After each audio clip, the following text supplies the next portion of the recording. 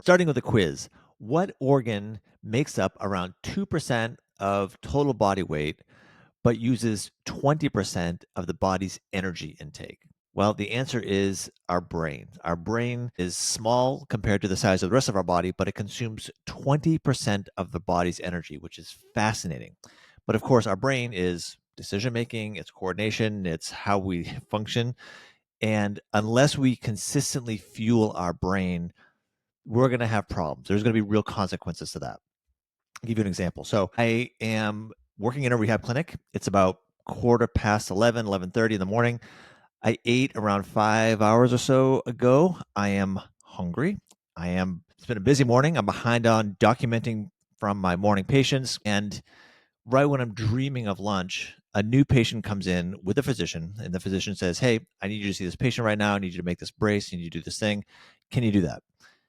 And so, of course, by the culture of human healthcare and the human physical and occupational therapy world, the answer is always, of course, I can do that right now. But by saying, yes, I can do that, that means that I'm not going to have a proper lunch. And I'm really not going to have anything more than a quick snack somehow squeezed in over the next 5 to 6 hours. So my brain is starving for sugar, for fuel, for glucose. My stomach is grumbling, and this is the culture, this is the industry. And so, how can I get through this? And I'm sure that you can relate to that if you work in any sort of business, any sort of space that is often busy, it's unpredictable, it can be unstructured at times. And, there's some curveballs that kind of get thrown at us. And we are left, in a sense, kind of sacrificing our own needs to fulfill the job requirement and to fulfill the demands, bring home a paycheck. So the question is, how do we get nutrition when time is scarce, when we're busy, we're, the busy professional hustling around, and we need to fuel our brain, we need to fuel our body to continue functioning throughout the day. And how do we do that? And we've all been stuck in probably a similar scenario to the one I just described, where we have little to no time to prepare or sit down and have proper meals during the day. And of course, medicine is near and dear to my heart because that's what I've been doing for many decades now. So this is human medicine. It is veterinary medicine, which really is kind of under the same model of, caring for everybody else before we care for ourselves. Think about other, high stake positions. Think about an airline pilot. So the last thing you want to do is, buckle into your seatbelt and have the pilot come on board and say, or come over the speaker and say, "Hey, enjoy your flight. Oh, by the way, I am just starving. I forgot my lunch today. I didn't have much time to eat in between flights. And so, I'm doing the best I can, but man, I'm a little bit fuzzy headed." You're like, "Whoa, hang on a second." Somebody give the pilot, somebody give the surgeon, somebody give the therapist something to eat. Give them some nutrition, please, for the safety of all of us around, because we know that without eating enough, we all get hangry, and that's that combination of hungry and angry. And when that happens, our mood changes, our decisions are impaired, yet we're still too busy to eat. So you're not okay with that. I'm not okay with that. And what we're going to talk about today is just this. We're going to talk about how to fit in really meals on the go, snacks on the go. And if there's a goal for today's episode, in a sense, I want to teach you how to eat while walking.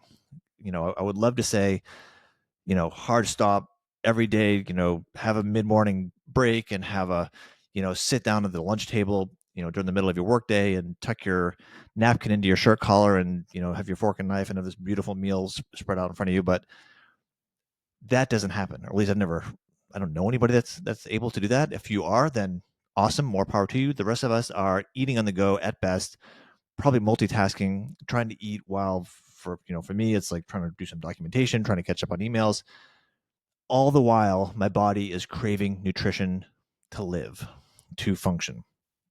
So today we will talk about, yes, eating on the go. I'm going to go over some specific meals, specific snacks, specifically the, kind of like the ideal quick and easy things that you can take with you on your busy day and eat on the run. Maybe eat while walking, maybe eat while standing. We've all done it. And we're also going to talk about some strategies, like how can you not just have that snack, but how do you get it from your snack bag or from your lunch bag into your mouth? How do you actually get that in a real practical sense into your body to make sure that these nutrient dense kind of go-to snacks, go-to meals get to your body so it'll support your energy, your cognitive function, and your well-being throughout the whole workday. And literally, I'll even add this, that when your brain is functioning better, when your brain is well fed, you will make fewer errors. So you can almost say by learning how to snack, eating mini meals on the go in your busy work setting, there's a correlation. Like you could arguably make more money.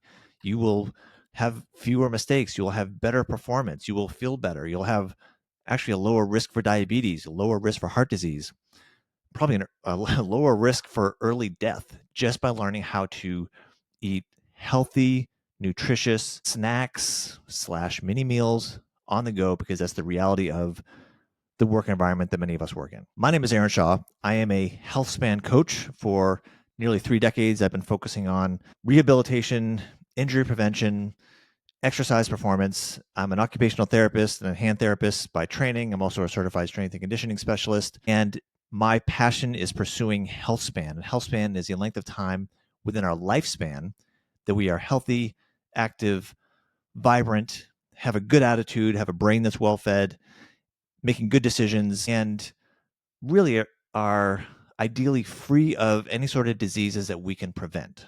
So, genetics, sort of like we all have a genetic lottery that we have to play, and some people hit it and some people don't, but there are so many problems. In fact, the vast majority of health problems, at least in the US, are preventable. The vast majority are preventable.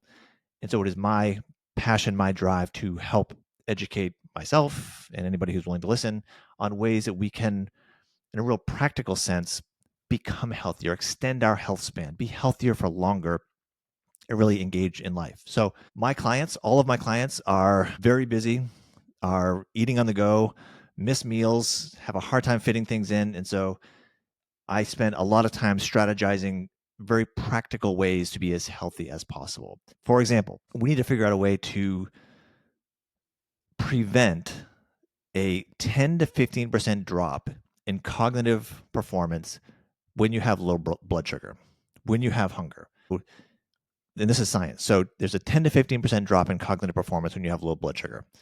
And we also know when we have low blood sugar that our bodies we'll crave sugar. So literally, if you walk by the lunchroom table or the desk at the office or something, that cupcake, when you have low blood sugar, is going to look so amazingly good.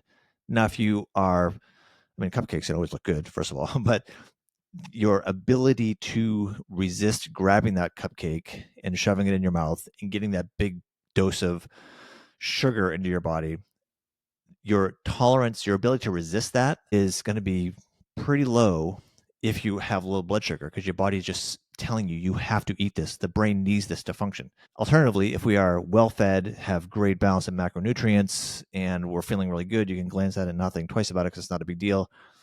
And especially because objectively, we know that having these spikes, these peaks and valleys of blood sugar is a recipe for diabetes. And so that is not part of our career plans. So what we do need to know and what we need to figure out are other ways, other things we can do besides grabbing that cupcake in the break room. So here's why a thoughtful nutrition plan will extend your health span, extend your career span. First of all, we know that quality, balanced meals that have a nice balance of macronutrients will support your energy, so you'll feel pretty level and energetic throughout the day. It'll improve our concentration, will actually improve our immune system, and improve our long-term health, or at least maintain our long-term health. And there are small things we can do to support these habits. And these habits all support the pillars of Healthspan, which is, I have five pillars of Healthspan that I always talk about, which include exercise, nutrition, sleep, emotional well-being, and preventative care. These 5 pillars are supported through health, through healthy eating, through nutrition. So here are some non-negotiables for our snacks or for our meals. The nutrients within our snacks have to contain protein. So protein keeps us full, it helps with muscle function, and it can actually help level out energy levels as opposed to carbohydrates and sugars, which tends to be kind of these spikes and peaks and valleys. So protein is great for, again, feeling kind of satiated. There is a caveat to this that I want to point out, that protein, and I think again, in American culture, protein is, more protein is better and everybody wants more protein. And we got to remember that protein can be really useful if, and to be clear, like if there's a choice between like a protein shake or a soda, by all means have a protein shake. But protein is really designed, it does its best work in repairing the wear and tear of tissues. It's really great for people who exercise or perform physically demanding tasks that cause wear and tear on the muscles and the tissue. And and protein is great at fortifying and building that back up. If you think that simply by consuming protein you are going to be stronger, you're wrong. You're mistaken. If you think that consuming protein is going to make you be, healthier in and of itself, you're mistaken. It's still a better choice than some other things on the go, but protein, the best thing you can do with protein is give it something to do, and that would be to repair muscles that you have worked, that the protein will help make stronger, make you more durable, more injury proof. But overall, make sure that you have snacks and meals that have really protein forward makeup of them. Healthy fats, healthy fats are good for brain health, good for sustaining energy. We want to make sure we have fiber. So fiber really aids in digestion, and fiber is really good at preventing blood sugar spikes as well. So you can look on the back of, any sort of prepackaged food, they should have fiber listed, and make sure that there is fiber in it. And of course, we have vitamins and minerals. We want to make sure that there are, whatever we're putting in our mouth does have some vitamins and minerals, which will support our immune function and our cognitive performance. But let's get into some practical tips here. So we're talking about consuming food on the go. So in my world, in my, in an office sort of setting, when things are kind of hustle bustle, I want to make sure that I can take a bite of something and then walk away. I can eat while walking. I can eat while standing up. And is this ideal? No, of course not. But I'm going to throw ideal out the window. If nothing else, I want to make sure this podcast and the messaging that I'm giving people is real. And so again, if you have the time to sit down and have a proper meal and, take an hour to do it and to digest, please do. The rest of us, we're eating on the run. So this has to be really practical. So I want us to think about snacks as mini meals. So anything that you consume, even if it's just a bite or two, think of it as a component of an entire meal, which means the following are not considered mini meals. Cupcakes. You would not have a meal of cupcakes. You would not have a meal of candy. You would not have a meal of, a candy bar and a soda. That's not a meal. And so therefore, we don't want our snacks to be this foreign concept. Our snacks should be really healthy, pairings of nutrition that really look like it's just a tiny portion of an otherwise well-balanced meal. So we do want to have protein and fiber in there to stabilize energy. We want to make sure that it's not super packed with sugar and garbage that may and really will give us a very small window of feeling satisfied, but we're going to pay with interest shortly when the sugar spike crashes and we're fighting off being overweight with diabetes. I mean, that's just not worth it. So think of our snacks as mini meals. And here are a couple of examples. One thing, when I think of a breakfast meal, I could think of yogurt with nuts, yogurt with berries. Yes, having a little container with Greek yogurt, and I don't mean the yogurt that has already like super packed with sugar and it's like, doesn't have anything other than the essence of straight up plain Greek yogurt. And I think people kind of cringe sometimes because it's not super sweet, but that's okay. You can sweeten it by adding berries. And I don't mean berries with sugar, because if you get a yogurt that is already pre-mixed with fruit in it, 99% of the time they take that beautiful protein-rich Greek yogurt, they mix in some berries, and they put a ton of sugar in it to hyper sweeten it. So you're taking like this good concept of a very well balanced mini meal that will give you energy for a long time and giving you like such an artificial sugar spike that you're just going to crash in an hour from now. So it's not worth it. So this is plain Greek yogurt, throw on some nuts, you'll have fiber, you'll have protein, throw in some berries, you'll get some complex carbs. It is great. And you can, I put mine in a little plastic container so I can take a scoop or two when it's at my desk, go back to work, do that quickly. So that's a great quick mini meal. This next one I'm going to mention is sort of cliche, but there's some truth to it. So hummus with veggie sticks. So there's plenty of places, most places you can get these little containers of pre-made hummus and grab some veggie sticks. And again, it's healthy, it's nutritious, it's a vegetable. You get the chickpeas that make up the hummus, and so they're in essence like they are components of what otherwise could be a proper meal. Great balance. Hard boiled eggs, having that with some people like those little like cherry tomatoes, something you can kind of again you can just grab quick, grab a bite, and you're good to go, and it's well balanced. So let's think about some portable and nutritious snack options. So these would be things that are nutrient dense and easy to carry around. So some of these things you may be able to even like put in your pocket as you're running around. And the go-to, which I think is easy for us, especially you can't go into any store now without seeing sort of like nutrition bars.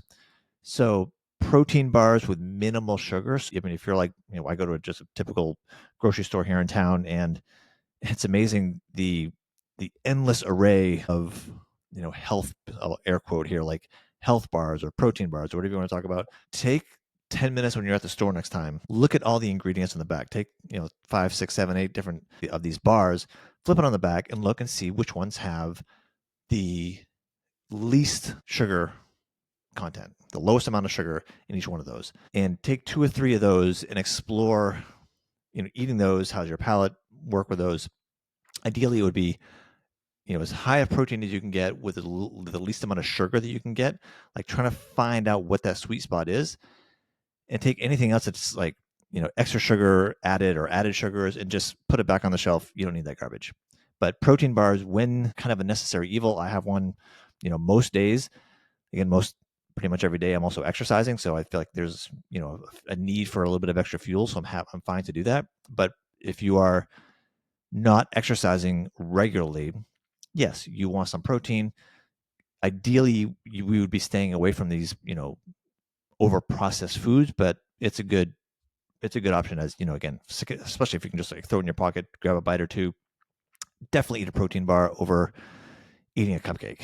I hate to be bashing cupcakes. I just had one yesterday, but nonetheless, you can think about, they have some prepackaged nut butters that, come in little containers. So you can like almost like zip those open, just like one particular brand escapes me right now, but there's a brand that is literally just a little packet of almond butter or peanut butter, and it's nut butter. Should you live off of that? No, but it's a good source of protein, and especially if you mix that with a couple of crackers or something like that, it could get you another couple hours of performance at work with your brain still working, which is great.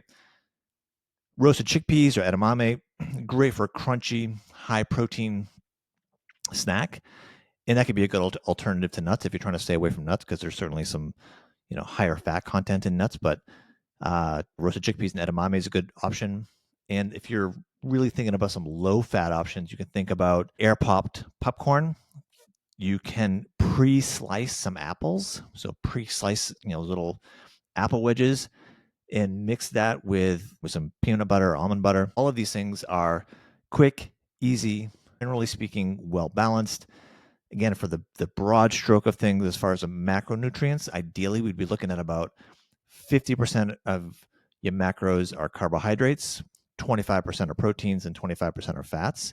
But everybody's different, and those are, I kind of come up with those because they're kind of easy to remember in a sense. But carbohydrates, you could have more or less depending on what your physical performance demands are. Same thing with proteins and fats. If you are going to nudge that 50, 25, 25 in any direction at all, I would try to lean into more protein and lower fat. But again, generally speaking, if you've got 50% from carbs, 25 each from proteins and fats throughout the course of a day, you're probably on point, and that's great. So those are great options. So I just listed off a whole bunch of options that are not super complicated, are healthy, well balanced, and good to eat on the run, on the go, without needing to. I mean, again, if you can sit down, please sit down and eat. But if you can't, say la vie, eat it, take a bite, go back out to the clinic, go back into the workspace, eat in between meetings as you will. But those are healthy options. But how do we do this? How do we prepare ourselves to even have these at our disposal? This really comes down to meal prepping for the week. So this is the how. And I want us to think about setting aside an hour or two on the weekend, on your days off, to prepare these grab and go items. So this takes a few minutes to prep, but it's an investment in your future, as we should all be doing, investing in our future, financially and health-wise. One that I love to make, or I shouldn't say I love to make, I love to eat. So therefore I've resigned myself to making, are overnight oats. So overnight oats, and actually I've made a video of this on my YouTube channel. Overnight oats, the benefit of overnight oats is one, you can kind of mix anything you want with it. So oats are carbohydrates, they're super high in fiber, which is awesome. And when you were using overnight oats, which means they're typically like the whole oats as opposed to the, processed down, if you can microwave it in a minute, it's not overnight. It's not, they're almost like pre-digested for you. So these are full oats, and I mix them with almond milk or oat milk, whatever you want to do. Let them soak overnight, and then you can actually put, I put flaxseed on it and chia seeds, and really even at work sometimes I'll throw a dollop of Greek yogurt on top of it. But you can take this, prep it on a Sunday, or prep it on whatever your day off is, and make 2 or 3 little containers of it. Let them soak. Get up in the morning, grab and go. You can eat it intermittently throughout the day. It's quick. It's easy. It actually only takes just, I've got it down to a science now. So within 5 minutes, I can make 4 or 5 containers of it for both my wife and I, and it lasts us for a couple of days. And it is slow burning, complex carbohydrates mixed in with some protein. You can flavor it as, whatever floats your boat, but it's quick, easy, and it's best done when you have, an hour or two as part of like this bigger task of organizing your meals for the week. Another option would be egg muffin cups. You can make quinoa or rice bowls. And if you are going to make a smoothie, or if you are interested in these protein shakes, if you will, which again, I know I just sort of bashed protein shakes a little bit a minute ago, but I think if you, as opposed to grabbing something off the shelf at the store, if you have the time, if you can make the time, if you can invest the time in yourself to prepare meals for the week, you can make your own protein smoothie and put it in a container. You can make 1 or 2 on your day off, make 1 or 2 and have it last you for the next couple of days. And then you can be super precise about what you put in there. You can work, with some practice, you can really fine tune both for your palate, but also for the nutritional value. And when you're doing it over and over again, you can really kind of fine tune and assess, how did I feel with that? How did my stomach tolerate that? How's my energy throughout the day? When did I eat it? When can I consume it? Having a really good protein shake, and for me, that's, I got a couple frozen berries in it, frozen blueberries, frozen banana, ice. Use a protein powder, which is specific brand is on my website, which you can check out. But specific protein powder. I also put in creatine, which is a nice supplement for me for exercising, and and even a little dollop of almond butter. And the ratio of all these things, and that sounds like a lot, but a ratio of all these things works for me. And it's taken me, several iterations of it to really find this sweet spot of, this is nutrient rich. This smoothie is nutrient rich. It can last me, throughout the day. I can kind of have a few sips mid morning. It is not going to give me a sugar spike. It's going to give me a good balance of macronutrients. It's great nutritional value. And there isn't any other mysterious garbage, which you'll find if you're in the store and you're getting a protein shake off the shelf. Turn around and look at the back of the container, see the nutritional value, and see what is actually in it. And if you're on like the 10th line of reading all the ingredients, there's probably a bunch of unnecessary garbage in there. It's not great for you. So on your meal prepping for the week, get a blender, zip up a smoothie, explore with that. And I think that it can be a really, if there's anything on the grab and go that's easy, it's just taking a chug or two of a smoothie. So give that a go. Or other tips for preparing for the week is thinking about like kind of your no cook staples. So make sure any salads that you're going to have or any greens are pre-washed. You can have prep with some canned tuna or canned salmon. You can have rotisserie chicken and some things that you can prepare, dice up, split up, make bite size. So when the week comes, you can think more about assembling versus cooking. So I think that cooking, even just cooking to me immediately, I conjure up like perhaps a complex multi-step ingredients and stuff all over the place, and really a task versus assembling. And I know I'm probably like playing wordsmith here a little bit, but assembling seems more accessible. You have a rotisserie chicken, for example, and you have your pre-washed greens, and you have overnight oats and your Greek yogurt, whatever it is. And you can literally take a handful of, pieces of chicken, put it on your pre-washed green salad, pop it in a container, boom, you're done. That's a quick grab and go. You've got your overnight oats, you've got your pre-made smoothie. You're just grabbing these pieces and you're just assembling what you're going to consume throughout the day, as opposed to thinking, I have to cook, because none of us like cooking. Well, I shouldn't say that. We all like eating, so sometimes it's a necessary evil. I do want to take a second and just reiterate the risks of skipping nutrition during a busy day. The, too busy to eat concept. And I would encourage you to please set boundaries, like your health dependent on it, like your career dependent upon it. You have to fuel yourself consistently and fuel yourself well to have, the highest level of cognitive functions. A very real positive benefit to taking the time to consume something that's nutritious and to make it as sustainable as possible, make it as quickly, something that you can do over the long term. And sometimes that means you just can't continue to say, I was too busy to eat. There are very real health consequences and very real mistakes that can be made in your work, not because you don't know or understand something, it's because your brain isn't functioning at peak performance. And that's how errors get made. And that's how mistakes happen. And so then not only are you hungry, compromising your health, either not eating enough at all or overeating later, or you're eating garbage. On top of all that, you've made a mistake at work or you didn't perform to your best at work. And so there's nothing good that comes from it. So, and I say this knowing that at times, myself included, I have been hangry. I'm sure I've, not, functioned at peak performance because I was too hungry and I didn't, prep my snacks right, or there's been a curveball that, but that should be absolutely an exception and not just, this is the way it is in my clinic. This is the way it is in my job. This is the way it is. I'm not allowed to eat. Nonsense. We know that turning to sugary snacks or caffeine or whatever just absolutely screws up our metabolism, screws up our work performance, screws up our health. It's not worth it. And then, of course, if you deal with that during the day, you're going to come home and even your sort of the fortitude to make tough decisions on what I should be eating is kind of out the window. And so then, and I say this for, both personal experience and a lot of the clients that I work with, that if you've been under fortified throughout the day, if you haven't been eating well, quality food, enough calories, macro balance, macro balance throughout the day, you're going to come home and the cravings are going to be so intense and your body's just saying like, please give me something. You're going to oftentimes default to poor choices and you kind of give up. We've all done it. We get home, it's like, oh, screw it.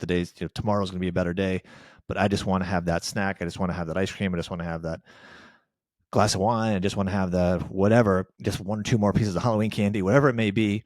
And we're sabotaging ourselves just because way back at the beginning of the day, you couldn't say, hey, I'm not going to be too busy to eat. I am going to eat. And so the metabolic consequences, the rebounding and poor decisions later, eating, high sugar, high fat foods, which may be satisfying in the moment, but we are just like destroying our metabolism. All of this is a precursor to type 2 diabetes, which is, rampant. It's a, epidemic in the US at this point literally because so many people default to poor choices with their snacks, where they're eating on the run, where everybody's too busy to sit down and oftentimes make proper meals, much less sit down and eat a proper meal during a busy day. And this is like $1 billion industry from eating poorly. So we need to change that. And speaking of industry and, $1 billion industry, I want a quick little note to people who are either managers or business owners and have an impact or have some decision making over people in the workplace, that if you are not setting up a work environment where your employees or the people who work under you, if you're not setting up a work environment that enables them to eat lunch or eat midday and maybe even have a snack here or there, you are choosing for your business to perform poorly. You are consciously choosing to make less money. You're consciously choosing to have your employees make more errors, make more mistakes, have poor customer service interactions. All of the bad things that happen when we are hungry and not fed well and are eating garbage. Owners and managers have to please not only encourage your staff, but set up an environment, a healthy environment where people can eat. And it's, even like eating well, encourage your coworkers to eat well, maybe not always having junk food handy, but maybe have some healthy food available. Again, there are mistakes that can be made and really some mistakes that can be avoided by mini meals, healthy snacks, and depending on the kind of work you do, there may be very real consequences to making mistakes. There may be very real consequences to not having mental energy. Again, think of an airline pilot, think of the physician. There are consequences to making mistakes. And if you are a business owner or in a position to influence your department or something, then nutrition for your staff is a massively high return on investment.